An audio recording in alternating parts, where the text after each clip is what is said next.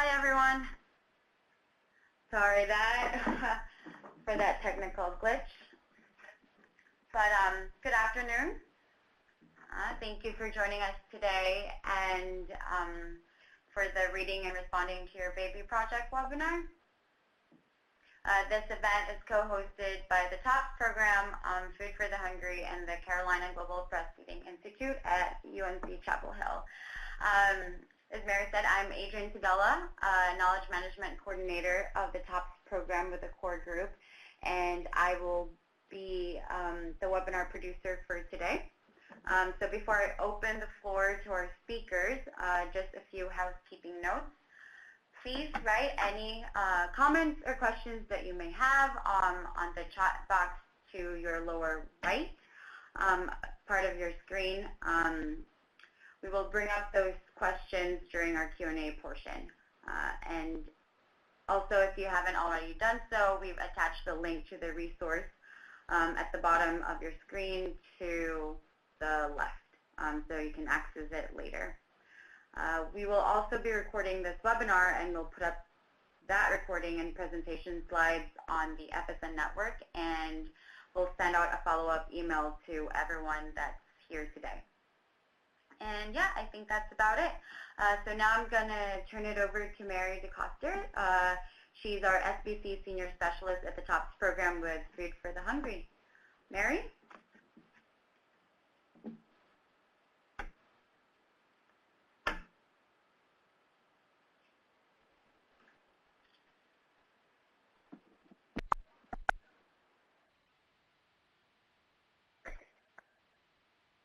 Mary, are you on mute? Am I on now? Sorry, I was on mute. Yeah, it was a little disconcerting because I was also getting a call at the same time. Hi, I'm Mary DeCoster. I'm the TOPS Senior Specialist for Social and Behaviors Change Programs.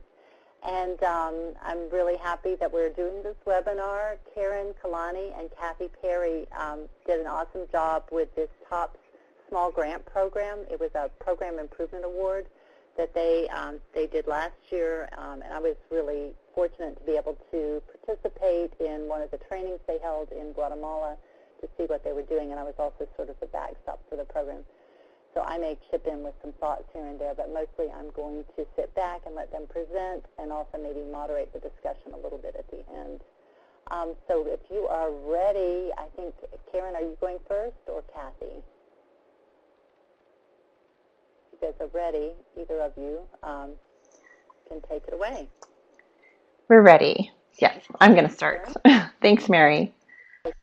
Okay, well, good morning, everyone. Where I'm at, it's still morning. So, yeah, we just wanted to take some time and share what we did with this project in Guatemala, Reading and Responding to Your Baby.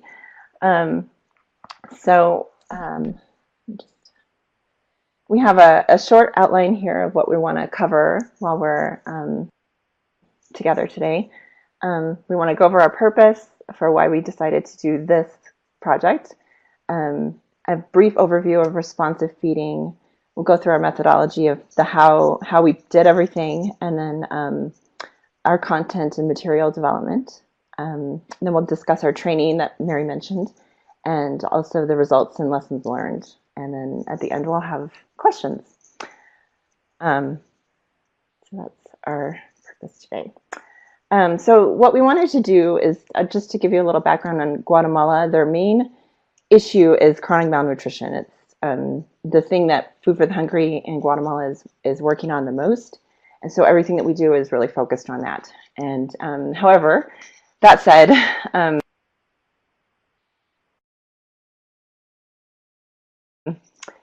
a lot of traditional, or the things that they had been doing for several years, just wasn't moving things the direction they wanted to see with malnutrition going down. It just kind of stayed the same. So we wanted to see if we could introduce some new, something new to kind of mix things up a little bit and change our approach a little bit to see if we can have a higher impact on what we're doing.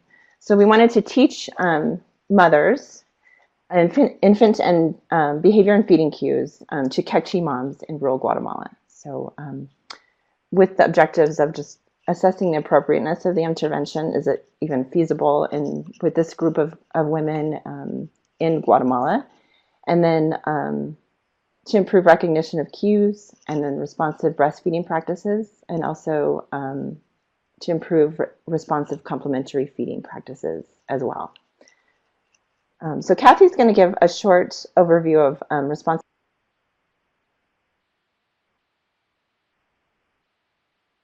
Okay, thanks, Karen. Hello, everyone. I just, wanted to give you a brief overview of responsive feeding. Let me make sure I can change my slides here. Yep. So we thought it was really important to include responsive feeding in this work because we know that child survival and good growth and development depend on more than just how the food, more than just the amount of food that's given or even what food is given, but how the food is given is also extremely important. And we also know that a laissez-faire style of parenting is found more among communities with high child malnutrition. And that's where the caregivers are interacting real minimally with the child, that laissez-faire style. And so we want to advocate for more responsive parenting in Guatemala. And lastly, we know that a mother's belief is really important. And so if she actually believes that what she's doing can help her child eat more, then her child actually has a better nutritional status and better outcomes. And that's why the teachings that we were giving with this care group model were so important, because we really felt like we were able to help mothers believe in their hearts that they could do even small things that made a difference in their child's lives. So I just want to go over briefly the 5 different aspects of responsive feeding with you. It'll probably be a review for some of you, but basically you just want to make sure you're feeding infants directly and not just letting them kind of go at it on their own. Making sure that you're feeding slowly and patiently and not forcing. Making sure that if your child or the child is refusing foods, that you just kind of experiment with different textures, tastes, and food combinations. Minimizing distractions during the meal, and that way the child is really focused on the food and you. And then remember that that feeding times are periods of learning and love, and that this is really a time to look eye to eye with the child and talk to them and be playful, and that's really going to help nutrition absorption and growth and development. So researchers predict that children will benefit from responsive feeding. They may pay more attention to their own body's signals for when to eat and when to stop eating. And so they may be more likely to eat in accordance with those signals. And they may also experience better psychosocial, cognitive, and language development. So children may be healthier with improved growth outcomes. And this is some research by down here at the bottom, and I would recommend that you guys check that out. It's really interesting. And then we have a little bit more research that Karen was able to share with me that kind of gets more at the importance for food security and nutrition programming, which might be more of interest to you all. There's a couple of studies that point out the importance of responsive feeding for this, and they state that when mothers are better able to recognize and respond to their baby's cues, the result may lead to improved feeding practices in infants and young children, and also improved development overall with the child, similar to what we shared on the last slide. Also, higher food acceptance and consumption, as well as growth, are associated with responsive feeding. So I hope that gives you just a brief kind of outline of why we felt like responsive feeding was important to include in this project in Guatemala. And Karen's going to talk to you a little bit more about our methodology. Okay, so we started out thinking about how we needed to find out a lot of information, first of all, from the community about what they're actually doing. So we started with focus groups and then a barrier analysis, and then we moved into a baseline survey. So for our focus groups, we interviewed women with children 0 to 23 months of age in the area that we were going to be working in. And I think, if I remember correctly, we did 4 groups in 3 different communities. And we discussed cultural practices related to childbirth, breastfeeding, complementary feeding, and then mother-child interactions. And then we did a barrier analysis on our behavior was talking to the child with love and affection during meals or during breastfeeding, so just while the child is eating. And so that was kind of a new behavior. We weren't really sure exactly how it was going to work out, but the determinants that we discovered that were important that we wanted to target were perceived self-efficacy and perceived action efficacy. And so we included activities and messages in the curricula that targeted these 2 determinants. So an example would be that we wanted to reduce the perception that speaking with love while the child is nursing or eating takes a lot of time for the mom. So we brainstormed phrases and tone of voice. So there's an activity where moms practice with either their child or with one another of what kind of things they could say, and then the tone of voice they could use to communicate those ideas. So good job, and you did it, and all that sort of thing. And then the tone of voice to use as an example of an activity that we included. And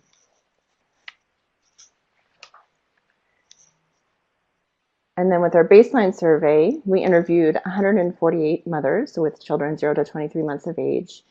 And then our project area covered 6 communities in the municipality of San Juan Chamelco in Alta Verapaz, which is in the middle of Guatemala.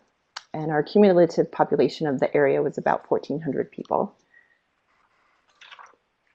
And we had nutrition indicators such as exclusive breastfeeding, complementary feeding, immediate breastfeeding, etc. But the things that we wanted to highlight here are cues indicators. So we wanted to look at things like, do moms recognize when their child is full, or do they recognize hunger signs in their child?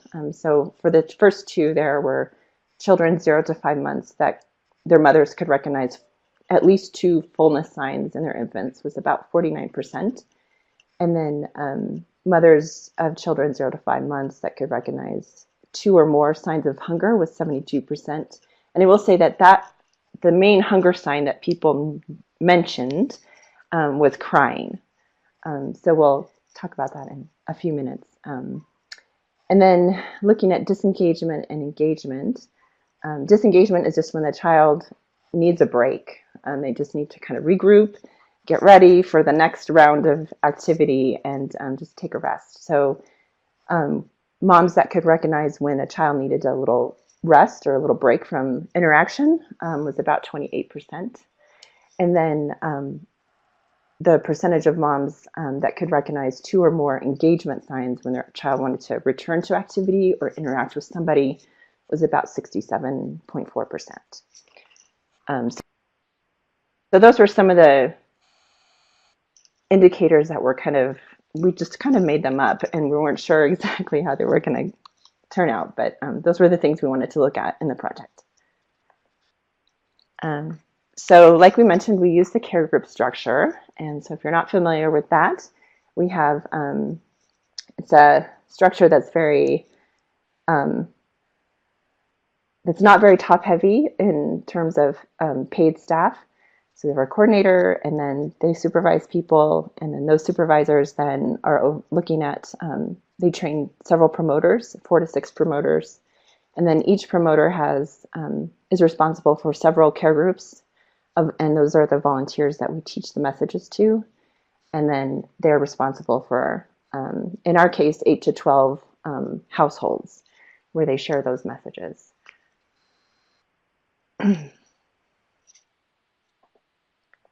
And our description of just what our project looked like, like I mentioned, we had 6 communities enrolled.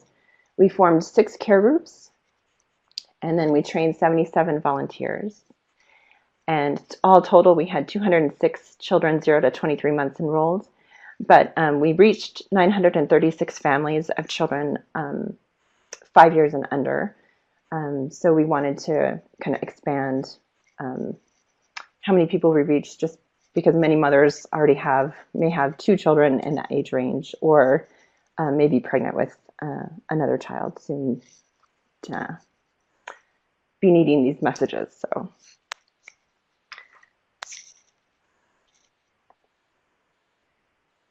So this just was to represent kind of some of the activities we did. You could see the care group leaders sharing one-on-one and then practicing together in their meetings, and then with their resources.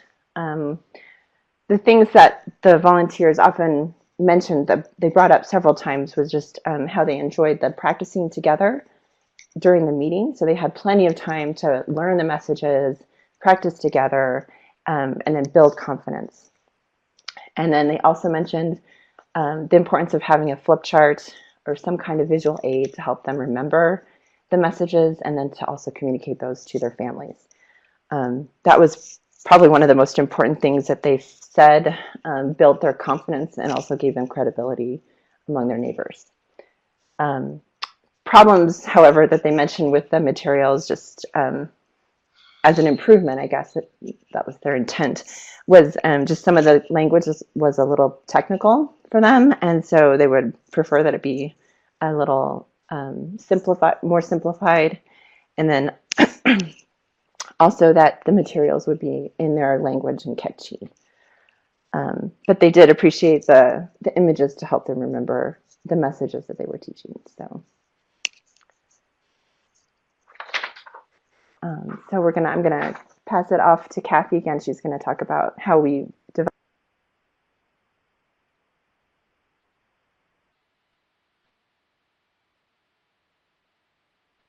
Thanks, Karen. Yeah, so I just wanted to talk to you guys a little bit about how we sort of developed the flip chart that she was just mentioning, and also the lesson plan. The content and the materials that we developed consisted of, like you just learned, a care group module, and it had 6 lesson plans, and then also an educator flip chart for each of those lessons. So we had 6 different flip charts. Once all the data was collected and analyzed, the baseline and everything that Karen just went over, CGBI, which is short for the Carolina Global Breastfeeding Institute, where I'm at UNC, we developed key educational messages, keeping a target group in mind. And these messages we based on the essential nutrition actions, as well as on content around responsive feeding and cue recognition and response. Initial messages were reviewed by a lot of different stakeholders, and then we made revisions as we felt necessary. As far as the design and production goes, we sent the materials to be translated into Spanish, and then an artist was hired to produce the artwork for the flip charts, who was a local in-country artist. Each of the key messages for the flip charts was reviewed with the artist to make sure that she understood how we wanted it depicted, and that she took into account the appearance of the people of the communities that we were targeting. When that was complete, the local Food for the Hungry staff was able to provide initial feedback, and we were able to make some improvements to the artwork. And then once the module was translated into Spanish, the local Food for the Hungry Guatemala staff was able to review that as well, and look at the messages and make sure it was accurate for the target group. And again, we were able to make revisions. So it was really an iterative process with a lot of different stakeholders putting in some good input for us. So I just want to show you an example. This is an image here on the top left that you see, and then the message that would correspond with that image is there below. I won't read it, but I do want to let you know, if you click on that link down in your left-hand corner, you can access all of our materials, so you can flip through them at your leisure. And here's another example of the image, and you can see that the clothing and everything is what you would see in that particular area of Guatemala. So we were happy with that. Okay, so Karen mentioned earlier about hunger and fullness cues, and she also mentioned about engagement and disengagement. And so we're going to play a little game here, a little activity, actually, not a game. If you wouldn't mind using your chat box and just let me know what you think the green circles are indicating. So if your choices are hunger cue, fullness cue, engagement, or disengagement cue. Go ahead and just do a quick chat real quick. Do you think the green circles are indicating one of those four things? And I'll just give you a second.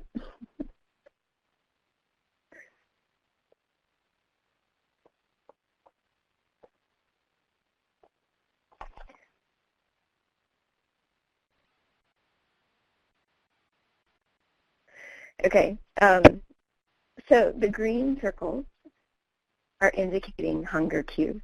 It's pretty obvious, but I just thought I'd give you all a chance. And then look at the red ones below. What do you think those cues are indicating? Hunger, fullness, engagement, or disengagement?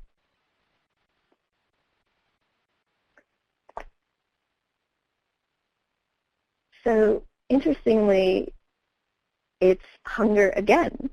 So these are hunger cues also. And the difference here is the green hunger cues are early signs of hunger, whereas these red ones down below are a little bit later signs of hunger. And so one of the things we were trying to help mothers understand in this community was that crying is a real late sign of hunger, and that actually looking for these earlier signs of hunger, and we listed a lot of them out for them, is helpful to really respond to your baby's cue before they start to get upset and they start to cry. I'm going to show you also some pictures of, this is Karen's baby, Riley. And so let's look at the one on the left. Is this a hunger cue, fullness cue, engagement cue, or disengagement cue?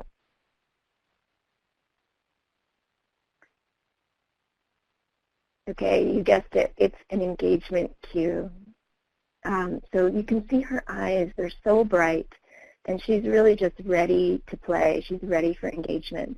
And then you just want to contrast that to the one on the right, where it looks like she's almost doing that fencing pose. So she's got one arm up and her head turned to the other side.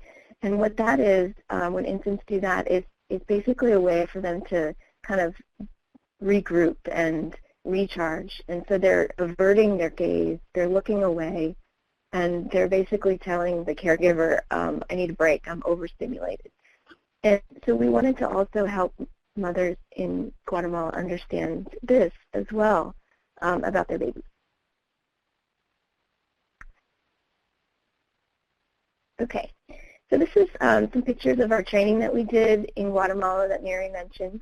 This was in January of 2015, and the purpose was to present the educational materials to the Food for the Hungry Guatemala staff, train them in their proper use in the context of a care group meeting, and then receive feedback on the content before the final printing. Over a 4-day period, participants went through the materials, sometimes participating as if they were the community mothers, and then other times they were just participating with their own hats on as their actual position at Food for the Hungry.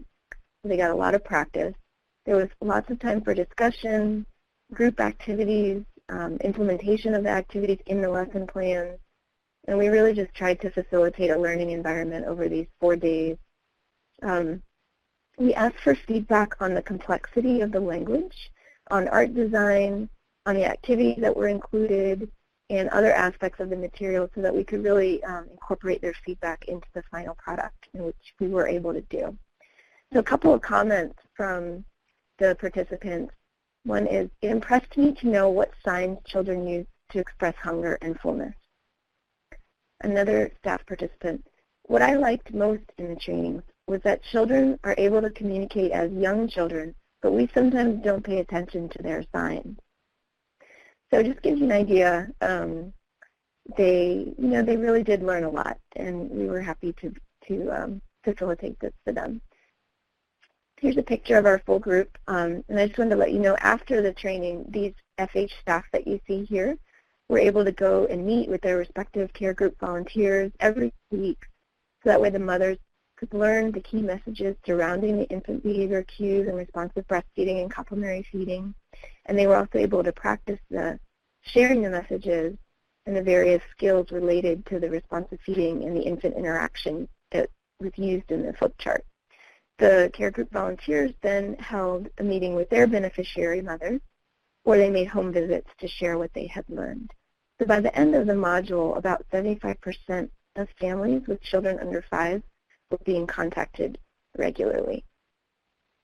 So I just wanted to also mention that we were cared for so well at this place in Guatemala, and we really felt like family. We were fed extremely well, and we just had a really great time, if you can't tell by our smiling faces. So I'm going to turn it over to Karen again, and she's going to share with you our results. Okay, so again, I'm just going to hit the highlights on our results. So going back to our 4 Q indicators, when we did our final evaluation on, we found that fullness, recognition of 2 or more fullness cues had gone from almost the 49% to about 79%. And then hunger cues, 72 to 76, 77%. Again, crying was, again, the second time around, was still the cue that was mentioned the most. Other cues were mentioned in follow-up focus groups that we did also at the end. However, in the final, in the survey, it came out as crying was the main thing mentioned still. And so trying to figure out why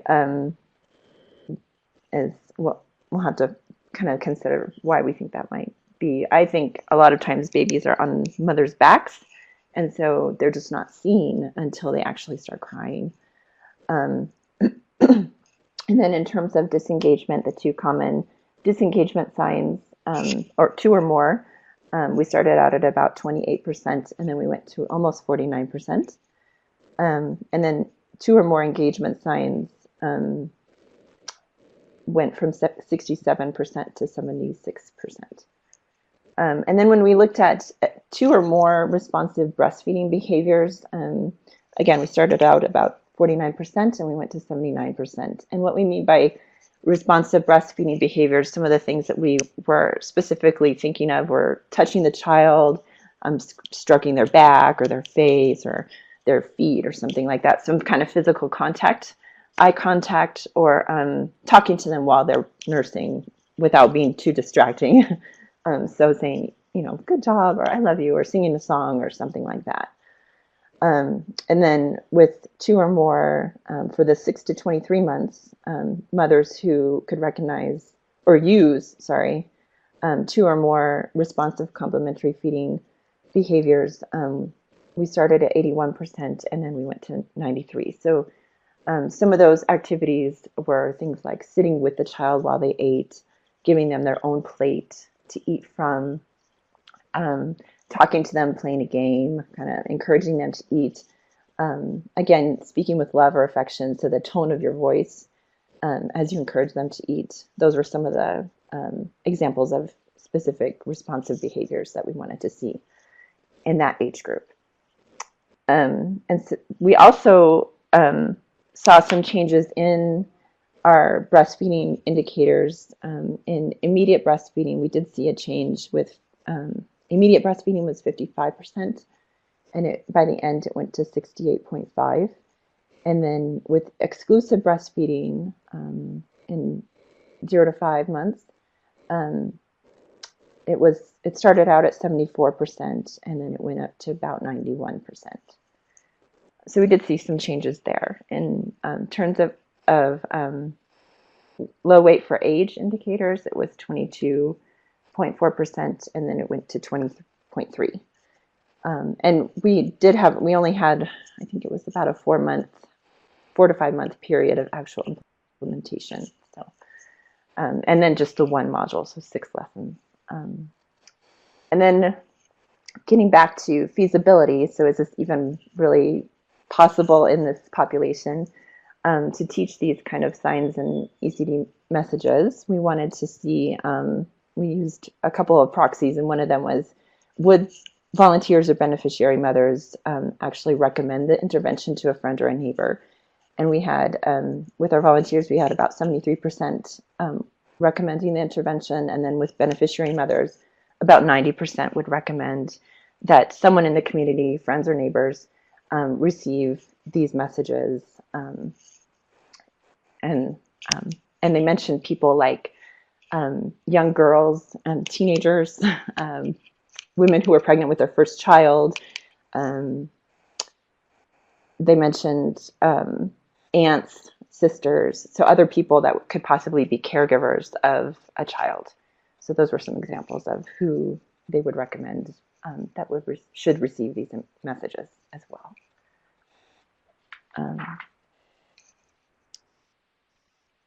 So finally, we just want to jump over to wrap things up, we just want to talk about a few challenges and some lessons learned over the course of the project. Well, one of the main challenges was just the delay in material production. So the image development took a lot longer than we predicted or estimated with the artist. So that led to delays in pre-testing and then revisions and then finally printing. So some things that we did to mitigate those delays were we printed the flip charts one lesson at a time instead of a big module of all the lessons together, so that we could move forward with the lessons while the artist was finishing up like later lessons. And then also our facilitator for the first couple of lessons made her own material just to get the message out and to actually move forward. And then when she finally got the flip charts for her volunteers, she did a review so that they could go through the lesson again with the material. And then again, what I mentioned just about the volunteers mentioning that the language was overly technical, and then they prefer the materials be in Quechua and not just in Spanish. And then teaching cue recognition is possible, but the facilitator really needs to be well trained to recognize and help others identify the cues. So some of the hunger cues were trickier to identify, partly I think because sometimes it's very, sometimes they're very subtle. And then also just because I think that, or we thought that mothers holding their child on their back a lot of the time kept them from actually seeing the cues until it turned into a later cue, like crying or just getting fidgety or unsettled.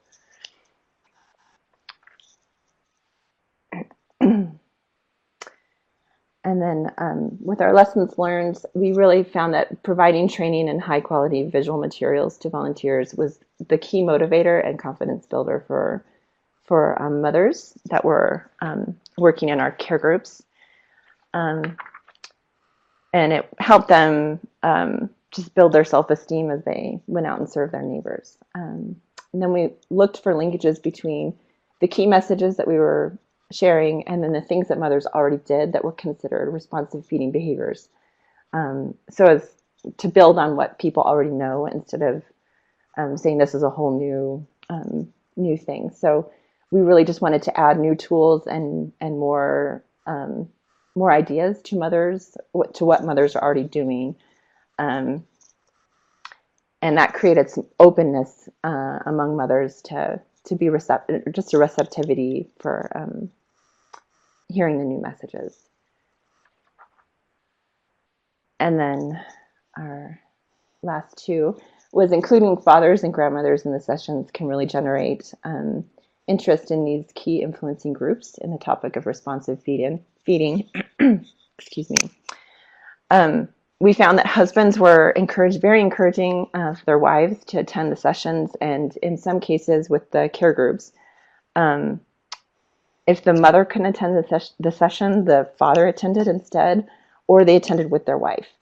And then grandmothers were also very supportive of the new ideas and would even say like, oh, we were saying it all wrong, and this is the new advice we want to give to moms as they take care of their children. So they were encouraging moms to take time and sit down with them instead of just giving them their food and then leaving them alone.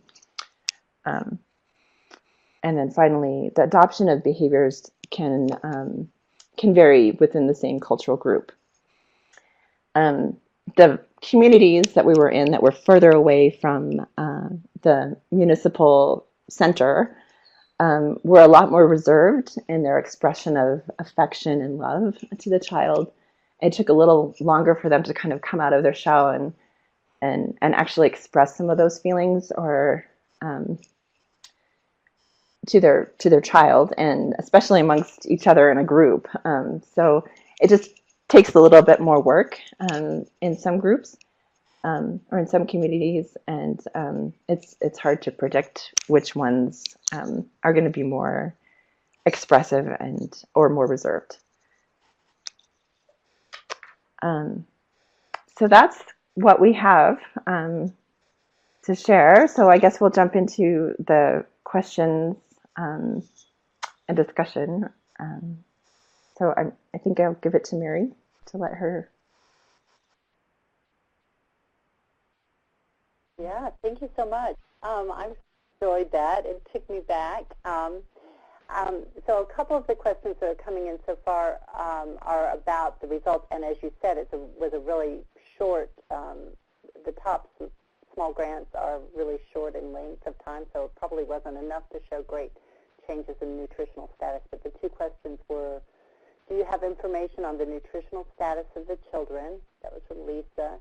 And then from Leslie, were the differences in length for age significant? Do you have anything to?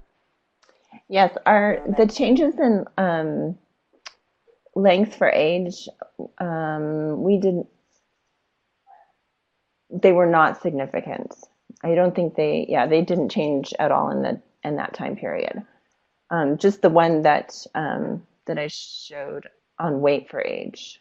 I'm sorry? I would think you need a longer time. Yeah. I'm sorry, I would just think you'd need a much longer period of time to be able to show changes. Yeah. I had a question I would throw out while people are formulating other questions. During the training, I noticed, because I got to observe this great training, that especially on the first day, a lot of the staff are very skeptical and resistant to many of these new ideas. Were you surprised by that, or did you think it was kind of to be expected? And what do you think was the key to winning them over? I think Karen or Kathy could jump in on this one, right?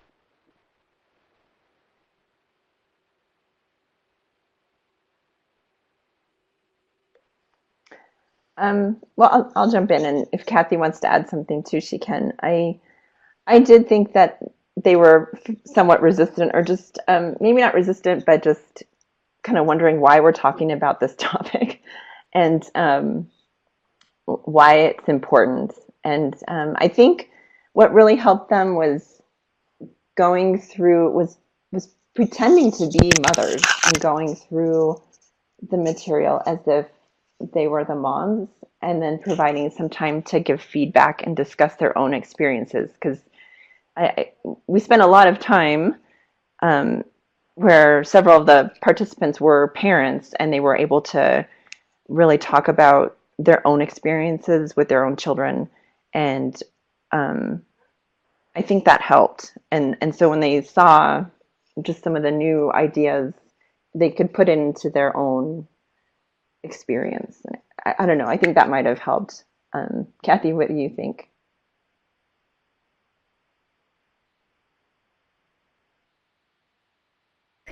Yeah, well, I was just going to comment that it was maybe a little bit harder for me to notice the nuances of their resistance or not, just because I'm not a fluent Spanish speaker and the training was in Spanish.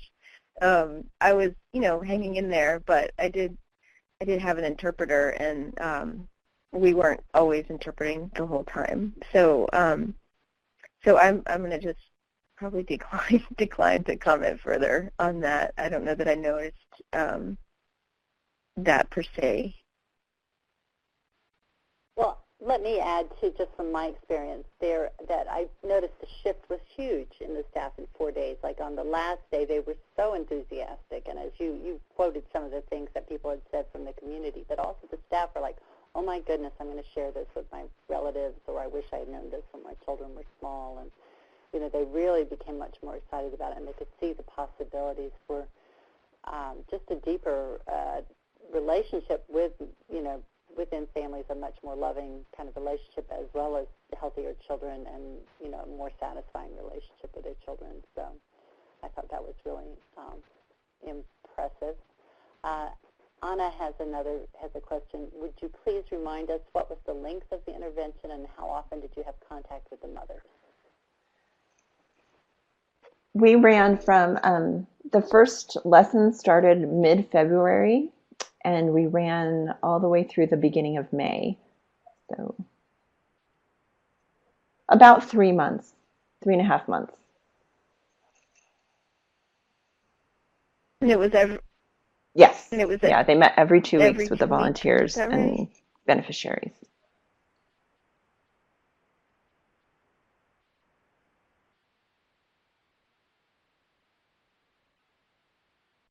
Right.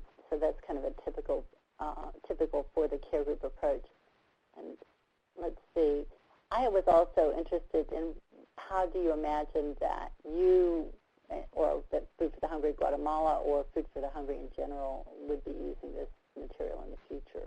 Do you have thoughts on what's coming next? In terms of, well, in Guatemala, they are planning to use the material in the other regions. So we were only working in one region where FH is active, and so they have already taken steps to adjust, to adapt the material to the other 2 regions where they're working.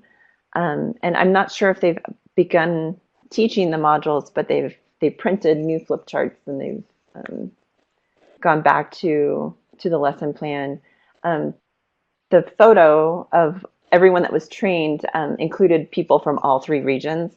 And so as those people from the other 2 regions went home, they were very excited about when is it going to be our turn to implement this in our communities, because we really found it exciting and interesting and important for moms to know.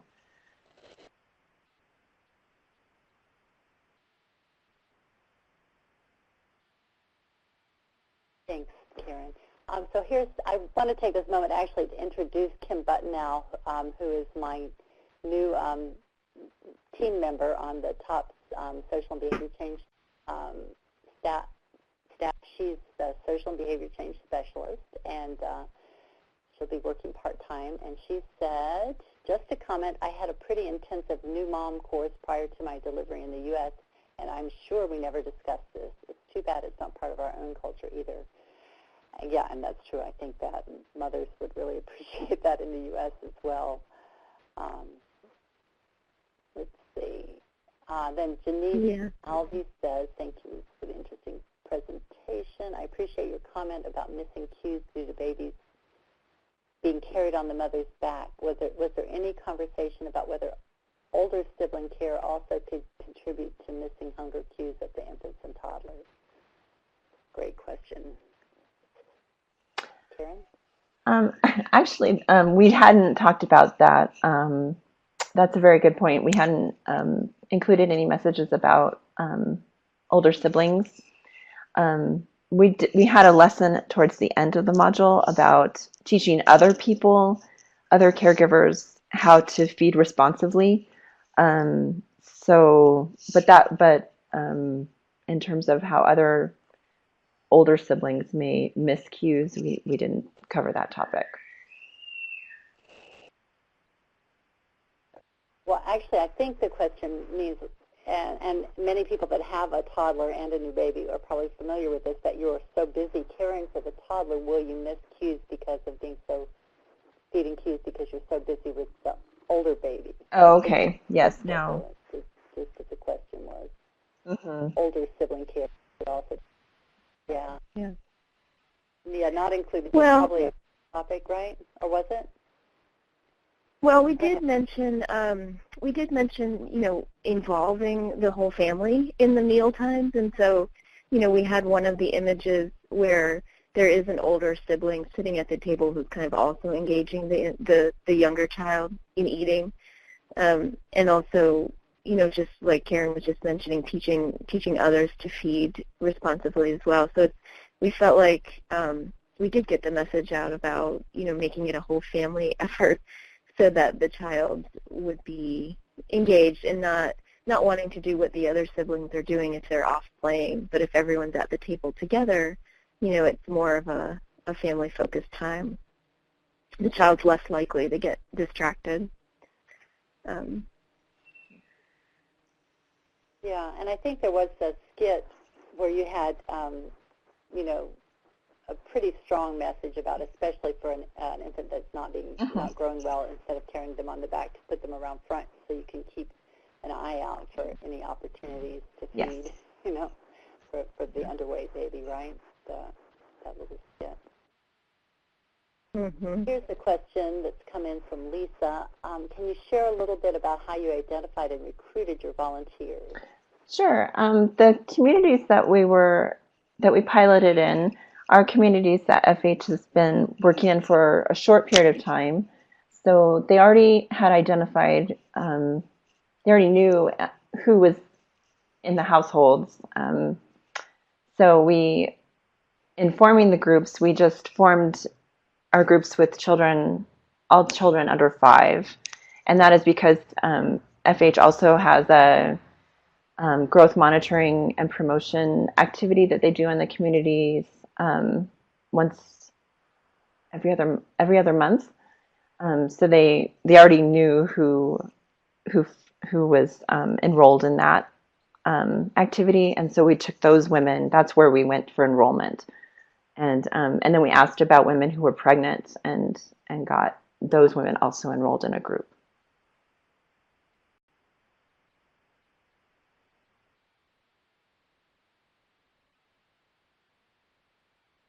Thanks. So Janice clarified, I actually misinterpreted her question.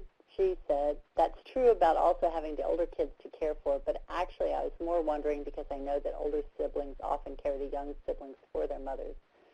So was thinking that might contribute to moms missing the early cues if the older sibling has the infant. So that's a little bit different slant. I think you also addressed that a bit, right, Karen? Do you have anything else you want to add, either of you, to that?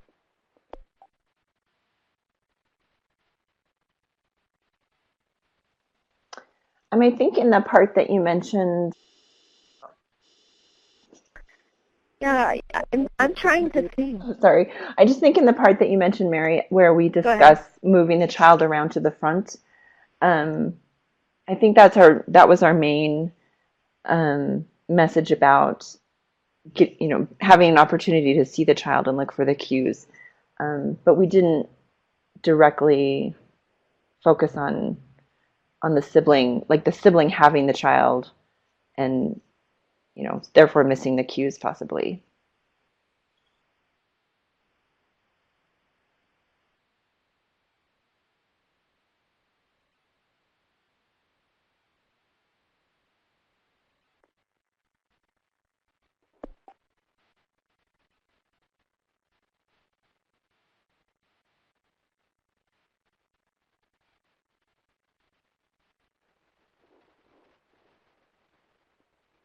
Okay, well, let's go ahead then. There's another question. This is more about care groups, because there's a range of familiarity with care groups in this group here. Anna has a question about the volunteers. Are the volunteers receiving, or did they receive any type of incentive to participate in the program? Do you see the community adopting the care group approach, I'm assuming, as a common? Oh, no. Do you see the community adopting this as a common practice among them? I'm not sure what Anna, adopting what? Adopting the responsive parenting as a common practice? Anna's typing. But you could start, I guess, Kathy, with the first part, or Karen with the first part about volunteers receiving incentives to participate. And she said yes. They received their flip charts, and then we also gave them a bag to carry the flip chart in. So we had something that was just the right size for each flip chart to fit into, or for their whole 6-lesson flip charts to fit into. So that was the only incentive that we gave them, or it was just something for them to use in their job. And then in terms of adopting, I hope that they continue. They were going to do a review. I need to check back in with them to see where they've gone, but they were going to expand to several other communities in the same region. And then the facilitator, our main facilitator for this project, was going to review the entire 6-lesson module with the mothers again, to see how, just to cover things that may have been missed the first time around. So we're hoping that, yeah, this does stick.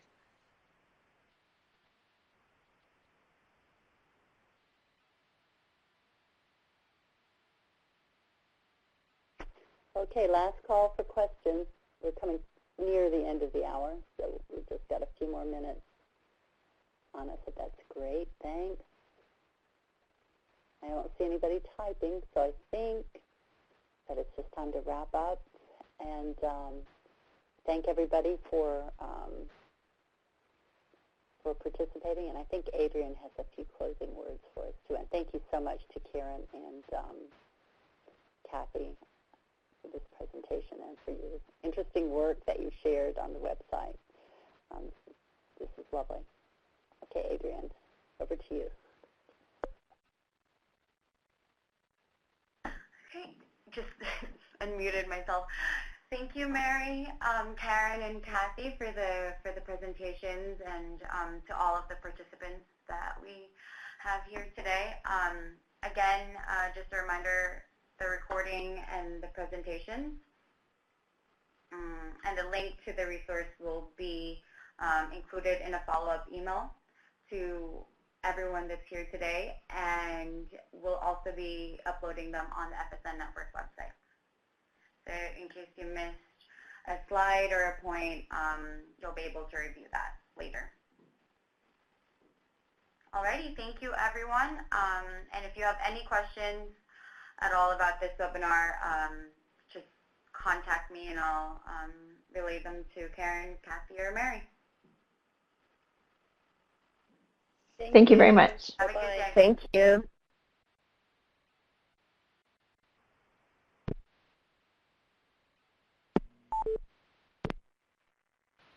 The leader has